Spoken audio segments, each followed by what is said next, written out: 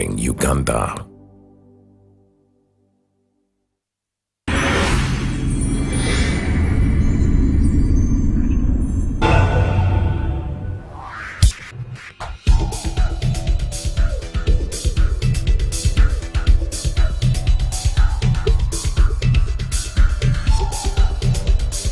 The consumption and marketing of these fast foods and sugary drinks should be strictly regulated in Uganda in order to safeguard the public health. Ladies and gentlemen, according to our status quo in Uganda, you realize that fast foods and sugary drinks consumption is increasing in Uganda, driven by an aggressive marketing, urbanization and changing lifestyles, leading to shifting from traditional to ultra-processed foods. Then, this trend is contributing to the growing public health crisis of non-communicable diseases like obesity and diabetes, particularly among children and the adolescents. Ladies and gentlemen, if I told you to check DOCtalk.com, Uganda is witnessing an explosion in the amount of information of air disposal, an area of concern. However, is marketing of sugar-laden drinks and fast foods, which have become increasingly persuasive on digital platforms. Ladies and gentlemen, you realize that the marketing of these goods is a lot, and the consumption, the rate at which people are taking in these fast foods and then these sugary drinks is a lot, which is not doing well to our health. Let's check the big number, the minors, these are the adolescents and then the youth. It is the big number at which people are consuming these fast foods and then the sugary drinks, of which it is not doing good to our health. So we as the affirmatives of today, what are we saying? We are looking at the regulation. We are going to do it in very many ways, which my second speaker is going to come and tell you. And we are coming with 3 major reasons. First reason, health concerns, just like how I said.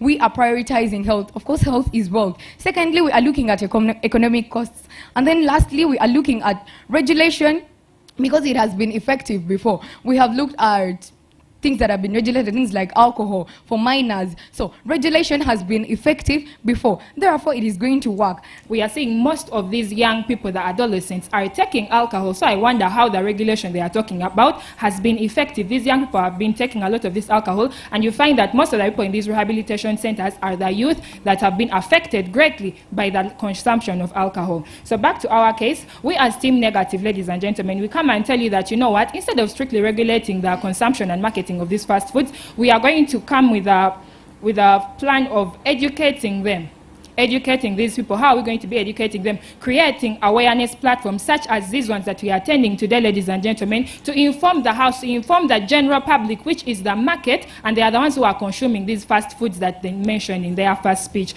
We are coming to create these platforms like this so that we educate, we tell these people so that when they are making their choices, they are very well informed about the negative effects of these fast foods and these sugary drinks. Now, the negative effects of some of these sugary drinks and the fast foods, we have weight gain.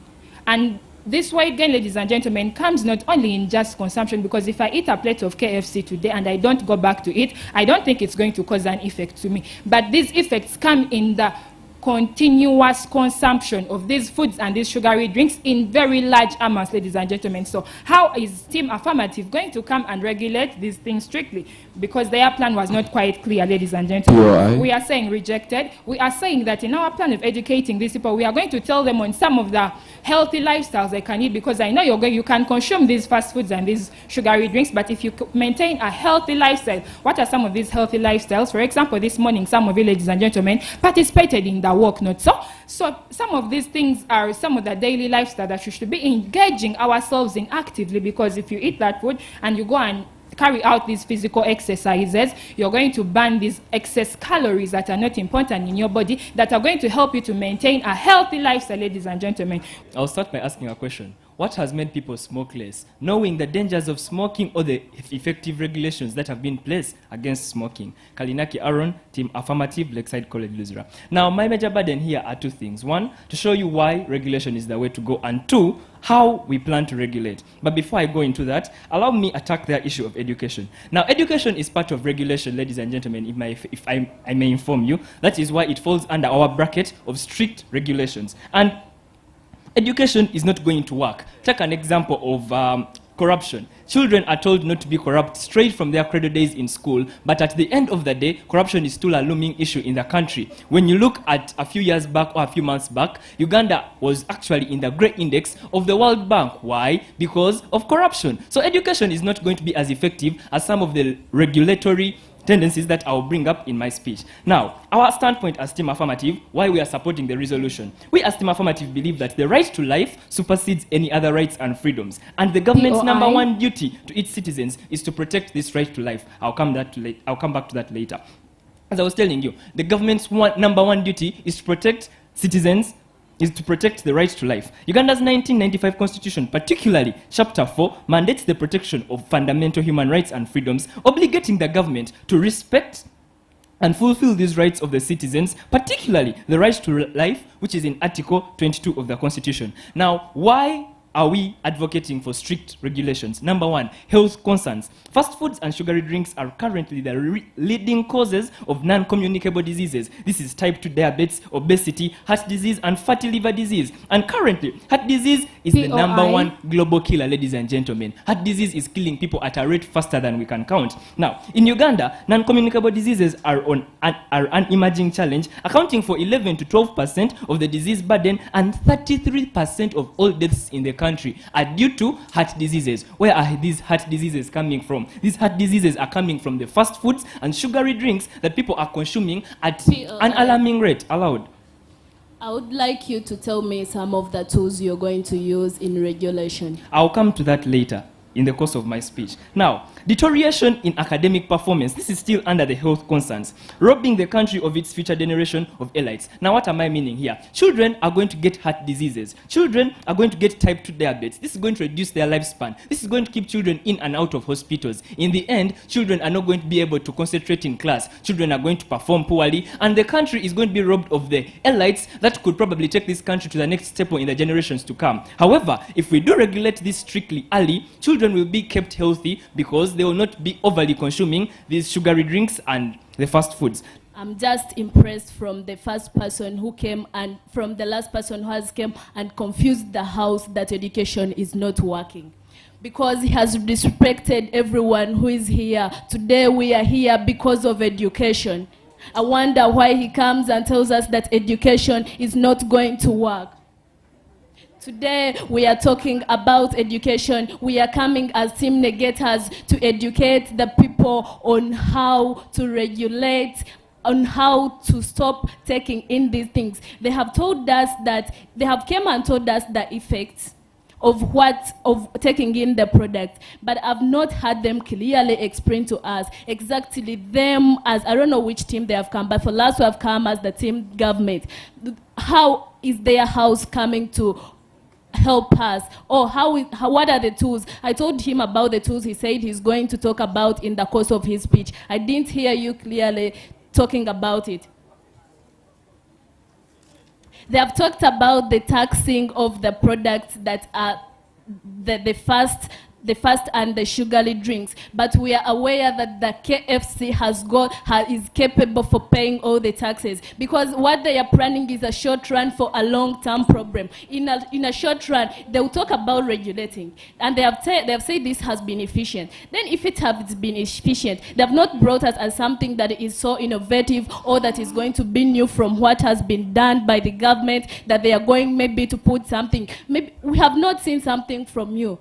Even the house itself is very confused. When you talk about taxes, I don't know what you're going to tell the Coca-Cola people. POI. Rejected. I don't know what you're going to tell the Coca-Cola people, that they are not going to pay taxes, because this is an international organization, that they have got the money to pay, they have got the capacity to pay all the taxes. I don't know, because even this house today, we are here because when you read about something, they're saying run, dance, and walk. So we can educate people on how to make physical exercises, because regulating does not answer the question of public health. When a mother sits down her child and tells her, girl, you know what?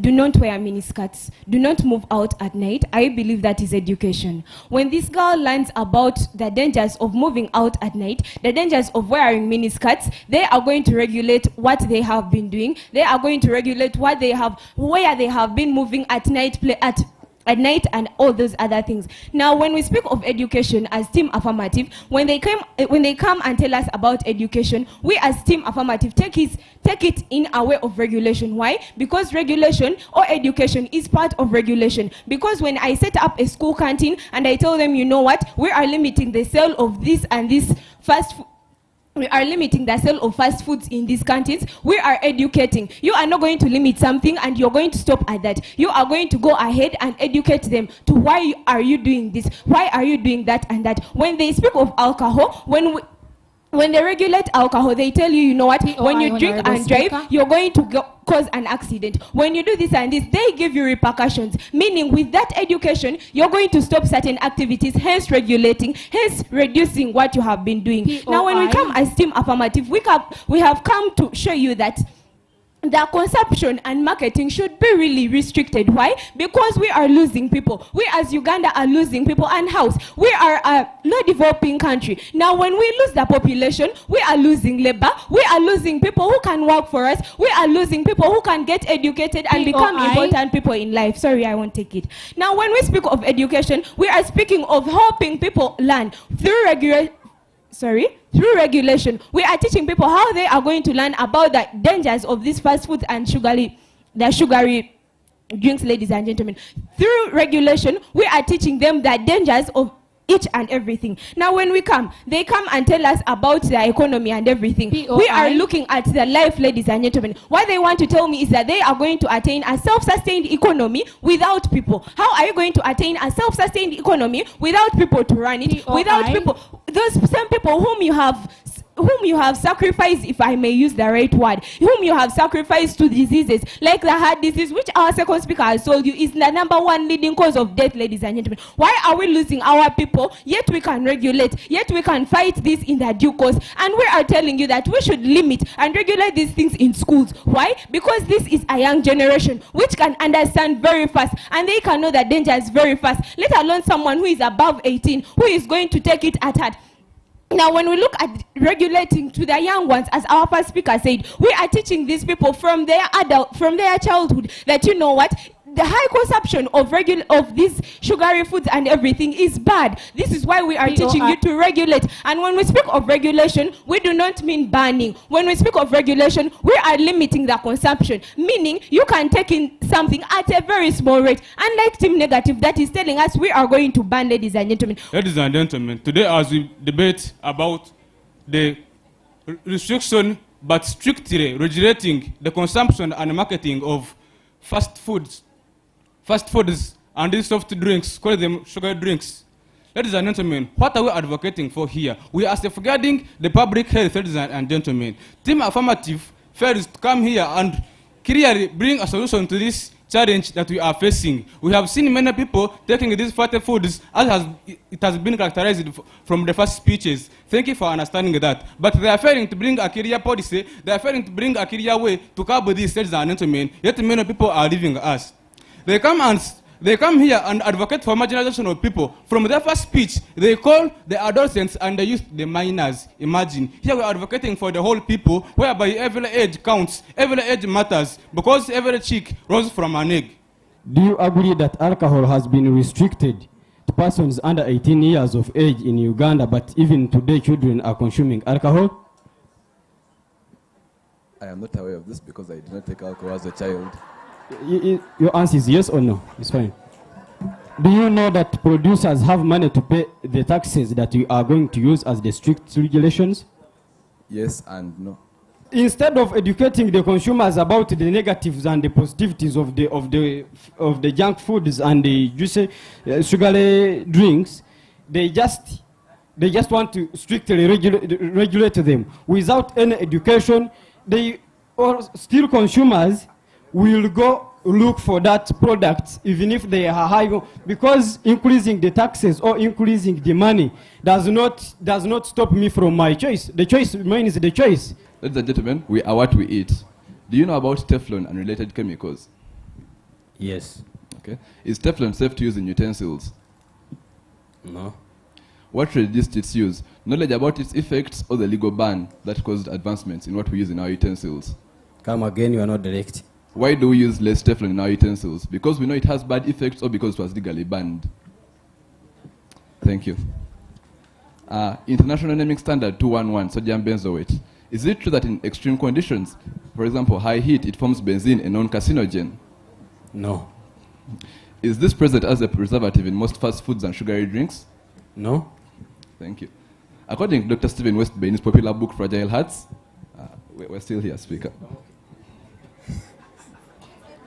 Blood vessels are a communication path to the heart. Is it true that cholesterol is associated with around 4 million deaths per year? I'm not a doctor. True or false? Fast foods are responsible for high levels of cholesterol. Still the same answer. Is the right to life a fundamental human right in Uganda? Yes. Thank you. Do you smoke tobacco cigarettes? No. Have you ever seen a pack of cigarettes? Yes. Does the pack of cigarettes entice you to buy cigarettes? No. Thank you. True or false? Sugary drinks and some fast foods cause your brain to secrete dopamine and serotonin. False. Thank you. Does this make sugary drinks addictive? No. Thank you. What limits an addiction? Regulation or information? Information. When can a bent tree be corrected? When it's young or when it's grown? Come again. Thank you. Ladies and gentlemen, we live in a generation where we have people driving to the gym to walk on a treadmill. And why is this? As the negatives told us, this is because gyms have become more popularized in social media than hospitals. Ladies and gentlemen, this is the same thing with information. Because we live in an information age, fast foods and sugary drinks have been marketed so much that they seem to be popular. They tell you you can't have a meal without this particular sugary drink. And what does this cause? Many of the youths, many of the young people become enticed by these things. And what happens? What results from this? We have issues like diabetes type 2 and heart disease because of these attack ads that people have. And we have seen that regulation is the only way to curb and undo the effects of persuasive ads on sugary drinks and fast foods. Ladies and gentlemen, a bent tree can only be corrected when it is still young. We talked about the youth because, yes, we are not disregarding the rest of the population, but Uganda is predominantly a young country. More than 50% of the people are below 30 years, more than 70%. And when we talk to these people, when we regulate the consumption of these fast foods among young people, when you tell school canteens not to sell particular fast foods to the young people, what do? We get a generation which has grown up eating healthier. And what do? We get a healthier, youthful generation, better working population. The right to life is a fundamental right in Uganda. Yes, we have freedom of choice, but regulations do not acquire our freedom of choice. No one has been refused to smoke a cigarette, and he has agreed that he has seen a pack of cigarettes. We do not have fewer post-smoking cigarettes because we know the bad effects of cigarettes. Everyone who smokes cigarettes has seen the pack and knows what they can do to him. But we have fewer post-smoking because of regulations like do not smoke in a public place, regulations like do not sell cigarettes to people under 18 years of age. The preservatives in fast food, for example, sodium benzoate, when exposed to extreme heat, for example, when you use oil continuously, as local fast food vendors do, it can decompose and give you benzene, a non-carcinogen, in extreme conditions. This is dangerous to our bodies because we have seen in Uganda most of the fast food sector is informal. We are for selling chips by the roadside. Who is regulating them? How do we know what they're giving us? Is it healthy, ladies and gentlemen? And cholesterol, as we have seen, is the major cause of... You are watching the DOCtalk show. When you want to relax your body and refresh your mind, welcome to Hotel La Confidential, Iraguha's premier destination for luxury and comfort. The only hotel in Iraguha City offering a serene atmosphere, breathtaking scenery. Come and discover our exclusive wellness club with packages that include a fully equipped gym, a rejuvenating sauna, steam bath, and a great sky blue swimming pool. For events, our state-of-art conference halls and versatile event spaces are perfect for hosting shows, wedding receptions, birthdays, and more. Come and enjoy our cinema hall and unisex saloon, all designed to meet your entertainment and grooming needs. Bring your family and let your kids splash around in our beautiful kids water park. We are located on Iraguha Pakwachi Highway in the heart of Iraguha City. Don't wait. Visit us on www.hotellaconfidential.com or call us on 0761 688 181. You are watching the DOCtalk show. Welcome our viewers. Today in this episode we are celebrating the World Heart Day, and we've managed to bring you all the events that have happened at the World Heart Day celebrations today. So World Heart Day is a day that is celebrated to celebrate all the people that are living with heart diseases, to celebrate them as heroes, and also to celebrate all the individuals across the medical profession that help patients that deal with cardiac care. Today I have with me Dr. Daniel Iraguha, an associate consultant cardiologist who works with the Uganda Heart Institute and also is a member of the committee of the Uganda Heart Association. Welcome, Daniel. Thank you, and thank you for having me. So Daniel, we'll go straight in. As a cardiologist, what is your role in the management of heart diseases? So my role as a cardiologist in managing these cardiac conditions spans a number of facets. It's not just diagnosing, treating and following up these patients. We also have an important role to play in the aspect of prevention, as I think it's an important element that we really need to take advantage of, because I think it does offer some good advantages of it being cheap, in that some of the conditions that we tend to face can be caught early, and the complications that come with them can actually be prevented. And this calls for us to educate the masses on the conditions that they may be at risk of facing, and where they can actually access these services from. You may find that many people are not aware about the different services that we offer in the care aspect. And still on that, we also are called as medical doctors to be teachers, because we do have a number of colleagues that we work with, nurses, clinical officers, doctors, medical doctors, that we have to share and pass on this knowledge. Because once we have empowered them, then the work is eased in the different and few specialties that we may have in the country. So that is an important thing that I think we also tend to do as cardiologists. And the other thing is that given the field of medicine is always evolving, there's research that is always bringing up new ideas, new forms of treatment. We also have a role to play in being a part of this, because our patients are also similar to the other patients that are all over the world. We must also give them the advantage of getting these new ideas and the new tips to give them better chances at having good life. You've mentioned something important that's related to this year's theme, which is don't miss a beat. So you see people across the spectrum. You see those with early symptoms, you see those who've just been diagnosed, and you see even those that have reached a point where their heart disease has become, has caused complications, has become critical. So you see people across the spectrum. And this year's theme is about being aware. Don't miss a beat. Don't miss that opportunity to intervene early. Don't miss the opportunity to spot your symptoms. So that's an important part of what you do. And we hear that, we know that cardiovascular disease is becoming more common in Uganda. For the public, non-communicable diseases like hypertension, diabetes are becoming more common in Uganda. According to the WHO, World Health Organization data, we are seeing an increase in non-communicable diseases like hypertension, diabetes, and heart disease. So what do you think could be contributing to this trend?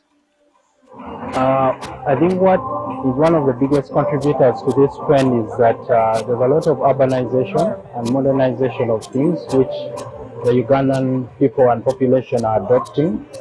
And this has also come with improved pay and ease of life. Previously, in the past, people would move miles or kilometers, move from their workplace to home or from home to school. That has been removed. Now people have all sorts of ways of getting where they want to go. Cars, motorcycles. That aspect of that physical activity has been removed. with a lot of modernization, even the type of work that is done with machines. So the other physical bit of it is not there.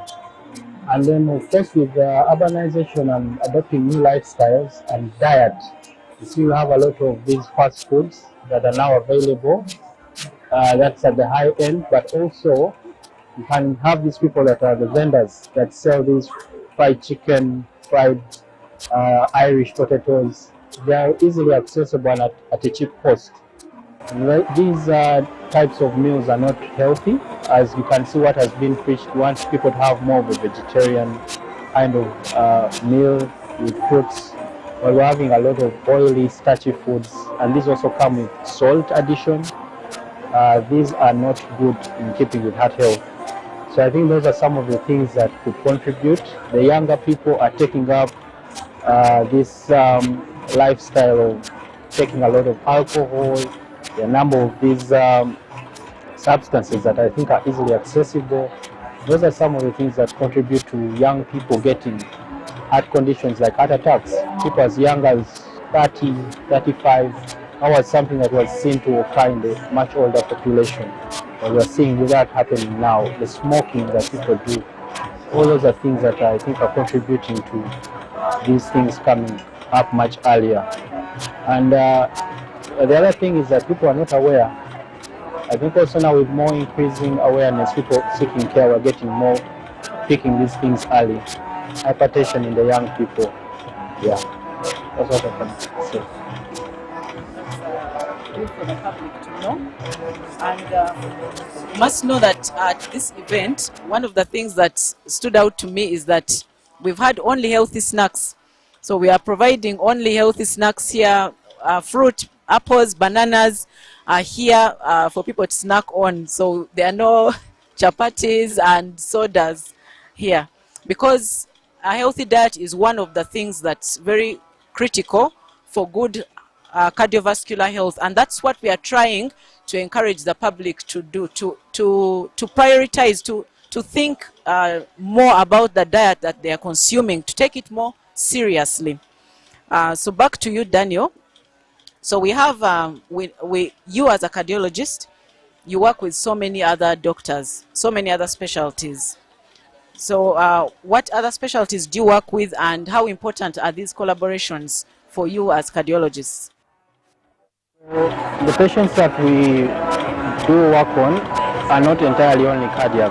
So multidisciplinary teams are, I think, a very important aspect for us to embrace, because I'll get a person who will have a kidney problem, they'll have diabetes, but they may come in really critical, and what I can offer them may not be enough. I may need to offer them other care that can be offered by the other specialties. You are an emergency specialist, and the conditions that we get are really critical. They come in really sick. Like if someone has a heart attack, that is something that needs to be addressed urgently. Because the longer you take, if someone is having a heart attack, more of their heart muscle is dying. So the emergency people that are on ground, who are in contact with these people, if well equipped, they're able to bring the patient to our facilities where they can get the ultimate care that they should get, and be able to save them and prevent them from having complications. Are there any advances in cardiac care that the general public or maybe other people across the profession should know about? Over time, with passing time, improvements in treatments, I can just start from the simple things like medicines. Previously, there are limitations to the medicine ranges that we offer our patients, but people have developed new molecules, and there are quite a variety, and we've been able to see that most of the patients are able to get the right treatment. That's, I think, one positive in regard to the advances that are coming. And of course, with increasing knowledge, we are aware that now this works, so we tend to shift what is working and try to offer it to the patients. In terms of interventions, there are a number of interventions that are being done, like coronary angiograms for both diagnostic purposes, but also for therapeutic purposes. I talked about a heart attack. Sometimes that happens because they have blocked blood vessels supplying the heart muscle, and these can be unblocked and blood flow restored. the muscle that was dying. Those are some of the things. The advances in heart failure treatment. We have drugs, but there are also devices like pacemakers, like a CRT that was talked about by the director. And surgeries are also being offered to some of the patients that need them. At least what we are offering now more often is valve replacement surgery. So some of the patients with bad valves like rheumatic heart disease, they have that benefit of getting that. And of course, we are continuing to improve and we strive to get better. Dr. Daniel, tell us more about what CRT is. Okay.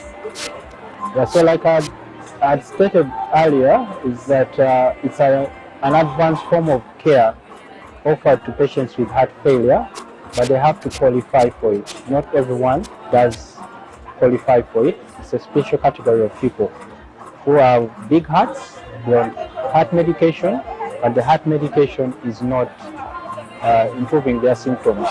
They also have to have an ECG finding of a left-banded branch block, resulting in the brachiaris complex, about 140 milliseconds.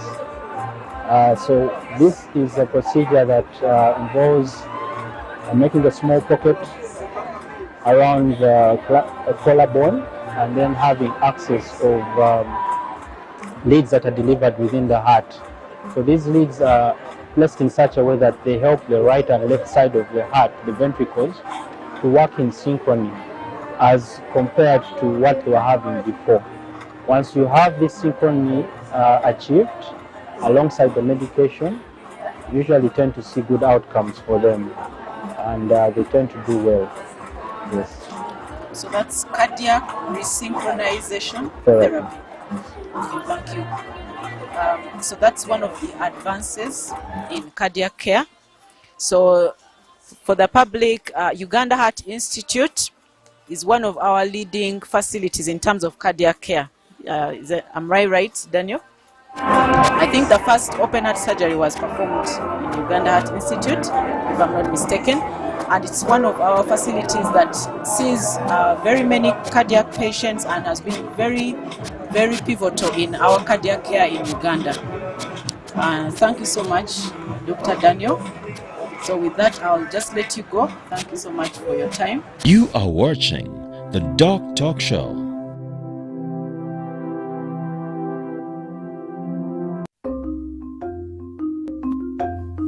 Agriculture is Uganda's economic backbone, employing about 70% of the working population and contributing 20% of the GDP. As the world becomes a digital global village, ICT has proven to increase productivity in the agricultural value chain. UCUSAF, through its Strategic Plan 3, recognizes the importance of access and usage of ICT-based tools, information and knowledge for farmers by providing them the needed skills to live, learn, work and participate in a digital society. We came up with a project which we took to UCSAF, and we're happy that UCSAF supported it. That project is called ICT for Farmers. What did we get from ICT for Farmers? We managed to skill up to 100,000 farmers.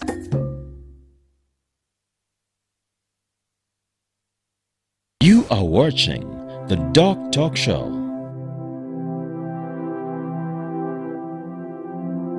Welcome back to the DOCtalk Show. And in today's episode, we are celebrating World Heart Day. And with me, I have one of the key stakeholders in cardiac care in Uganda, Dr. Twalib Aliku, who is a senior consultant pediatric cardiologist. Welcome, Dr. Aliku. Thank you, Dr. Kamara, for having me. So we'll dive straight in. What are the common cardiac diseases that you see in children in Uganda? Heart disease in children are divided mainly into two. There is the congenital heart disease, where children are born with a heart problem, and then there is acquired heart disease, where children are born with a normal heart problem. Heart, but eventually they develop heart disease. So of the congenital heart diseases, the commonest are holes, what we call holes in the heart. They are basically defects within the the walls that separate the different heart chambers. The commonest we see in Uganda are ventricular septal defects, which are holes within the main pumps of the heart. That is the most common congenital heart defect we see, followed by patent ductus arteriosus, which is a normal condition in newborn babies, but it's supposed to close within 3 days. But unfortunately, in some cases, it doesn't close. That hole doesn't close and can affect the child when it is a big hole. The common acquired heart disease that we see is rheumatic heart disease, which follows untreated sore throat because of a bacterium we call streptococcus. So this typically affects school-age children between the age of 5 to 15 years. So these are the common heart defects we see in children. Thank you, Dr. Twalib. So these are the common heart conditions we see in children. So for the public, most of us only think about heart diseases. When we think about heart diseases, we only think about adults. But heart diseases are just as prevalent in children as well. So what do you say about screening for these heart diseases in children? How important is early screening to prevent the long-term complications of these cardiac diseases in children? And how early can this screening be done? So I just want to backtrack a little. Of the heart diseases children are born with, what we call congenital heart disease, they're divided into two. There is cyanotic heart disease, which makes children blue because blue blood or blood without oxygen mixes with blood which has oxygen. That is called cyanotic heart disease, or a child with which causes a child to be blue or to be cyanose. The commonness of that we see in our country is tetralogy of Fallot. And then there are those which don't cause a child to be blue. This we say are cyanotic, and the commonest are the ventricular septal defects and the patent ductus arteriosus we see in our country. So screening for heart disease is very important. Early diagnosis is very important. So this helps us to start treatment early, to give advice early, to educate parents and caregivers early, to know what to anticipate. So it's very important that heart disease in children is recognized early. How can we recognize heart disease in children? So for children who are born with a heart disease, the earliest opportunity is ideally when they are undergoing routine antenatal care during pregnancy. The mother can have a scan that can look at the child's heart and say maybe a child's heart rate is too slow or too fast, or the chambers in the heart are abnormal. So this child can be referred appropriately. So that's the earliest opportunity we have. Unfortunately, many of our mothers do not get that opportunity to have a scan. If they get, the providers who provide that scan are not trained to recognize heart disease in utero. The second opportunity we have is at birth.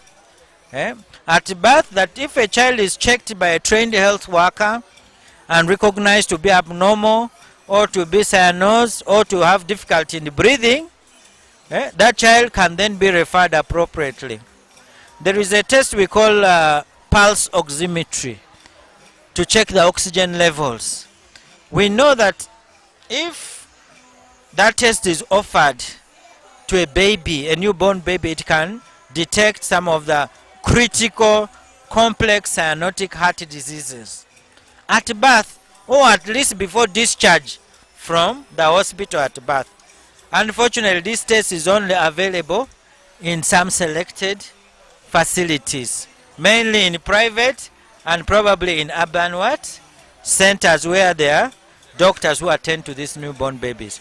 So if you miss that opportunity, there is at least the first contact after birth, which is 6 weeks. Some heart diseases in children can be recognized at that time when they come for the first immunization. Usually those heart diseases are diseases which come with increased blood flow to the lungs. These diseases can be recognized. Number one, the child is breathing faster than usual, or is having difficulty in breathing that the health worker can notice, or the child has failed to gain weight. By 6 weeks, they have not added on to their birth weight. Or many times the child sweats in the forehead, especially when they suckle, or they have prolonged suckling. So that's also an opportunity for the frontline health workers to recognize at least suspect that there is a heart disease and a child is born with a heart disease. Now, if a child misses those opportunities, of course the child will come with complications. And the commonest complications are poor weight gain. So you find a child who is not able to gain weight. You find a child who is having persistent difficulty in breathing. You find a child who is repeatedly admitted for pneumonia. They are always getting cough, which needs hospitalization. That is when now, unfortunately, they come. But by that majority, if a child is not recognized by 1 month of age, those who have 50% of those who have critical heart disease will have died. 50%. So it is important that screening is done early. So how may this screening be done? By the sonographer who performs the obstetric ultrasound, by the midwife or nurse or doctor attending delivery to recognize, by the midwife or nurse who is giving immunization, or by the doctor or clinical officer who is attending to this child with complications now of pneumonia, poor weight gain, and the rest. So there are a number of opportunities that exist to catch heart disease in a child, and it's good early. And though you've already gone into this, I was going to ask you what some of the challenges are in identifying and treating, and you've already told us some of the challenges in identifying these illnesses, because for example, many people don't get fetal cardiac ultrasound. Maybe they get the normal obstetric ultrasound when they're pregnant, but it's not comprehensive. It's not one that's detailed enough to capture that. So yes, so you can take us through some other challenges you face in identifying and even treating, because we are in a low resource setting, so even managing is not easy. Yes, so let us know more about that. Thank you. Across this spectrum, unfortunately, of care, there are many bottlenecks or challenges, not only in diagnosis before birth, but immediately after birth. There are good news. There's good news always, that now more than 90% of our children are attended to at birth by a skilled health worker. At least that challenge we have overcome, that people are not attended to at birth by skilled people. I think the challenge now there is the lack of education and skills for these lower cadre health workers who attend to these mothers. So we need to educate them and train them about how to recognize heart disease. Because children at least have an opportunity to come at least once to encounter a trained health worker. So I think the opportunity there is to train more. That's one challenge. Of course, the other challenge which is difficult to overcome is access to key diagnostic tests. For us to be able to accurately diagnose heart disease, we need a test we call an echocardiogram, which is a heart check, a heart ultrasound, a scan of the heart. Unfortunately, in our country, this is only so far available only to a few selected centers, mainly in the cities. We are trying to expand that scope by training more doctors, by task shifting, training nurses to be able to do that. I think now we have some nurses in Tororo, in Atutur, in Lira, in Kwijgu, in Gulu, in Arua, who are not really doctors, but they have been trained to offer that screening. So we are trying to bridge that gap, that technological gap, that access to the diagnostic test is not there. So after that, there are limitations in, of course, population awareness. Not many of our people are aware of heart disease. They many times think that it is caused by witchcraft, it is caused by being bewitched, it is a curse, and yet it is really the cause is not known and the parents are not to blame.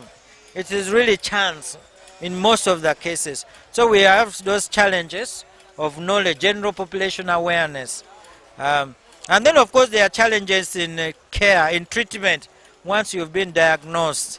The drugs, you need to take drugs until the child is operated. So there are challenges in drug supply. There are also challenges in accessing definitive care. For example, surgery. It is quite costly. I must say that for heart disease in children, now there are diseases, we want no child with that heart problem to die in this country. For example, a child with PDA anywhere in this country, we will treat you for free. We will treat any child with a heart disease called a patent ductus arteriosus or coarctation of the aorta for free. The only challenge is you should be identified. Now this is where the challenge is. So there we've made some progress. Of course, there are children who need open heart surgery. This is still limited.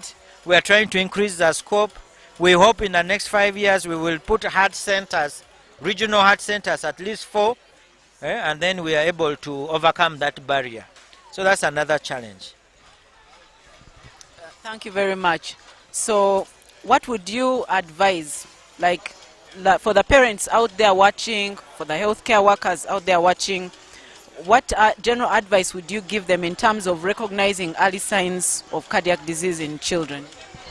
Thank you. That question is very important because the parent is the first person to stay with the child. So you can tell that your child has a heart problem by some common signs. For example, a child who is not growing as expected, a baby who is not growing as expected, a baby who is having difficulty in breathing, a baby who seems to get tired easily, is not playing with other children of his age group. He could be having a heart disease because they get tired easily, they don't have energy. A child who is frequently falling sick, always with cough, it could be a heart problem. If a mother is breastfeeding and your child breastfeeds a little, stops. Breastfeeds a little, stops. It means the child is getting tired just by breastfeeding. That's another sign. And then, of course, a child who looks different. I've not talked about this. A child who looks different from others. A child who is growing slowly. A child who is not speaking. A child who is not seeing. This child could be having a heart problem because a heart problem is the commonest congenital problem. So any child who is looking different from other children, they are not growing at the same pace, they are not having the same energy levels, they are not speaking like those children are at high risk of having heart disease, and so the parent can recognize them and at least ask the doctor to listen to their heart.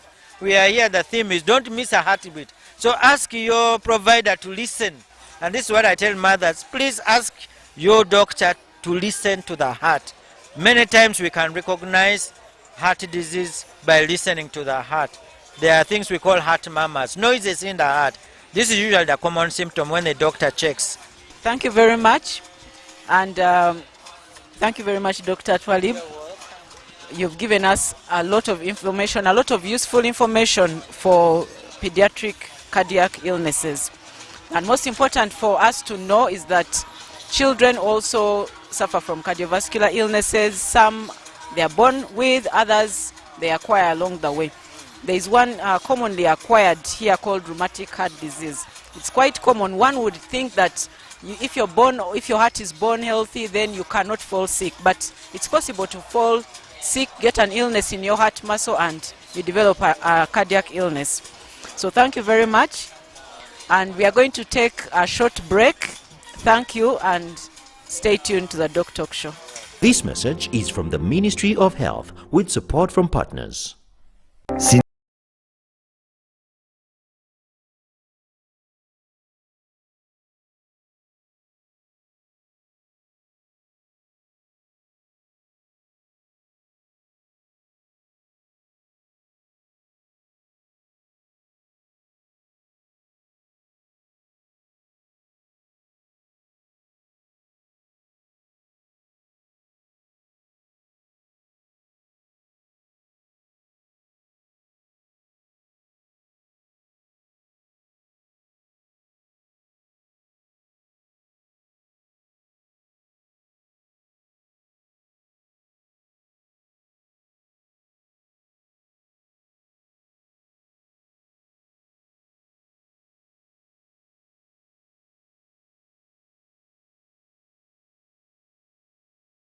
can't be sustained.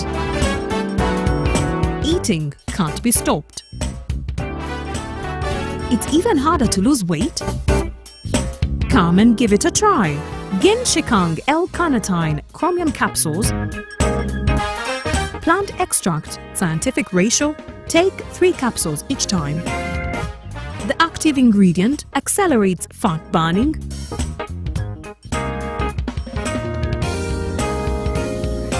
eat twice a day, don't take a detour. Weight loss starts now.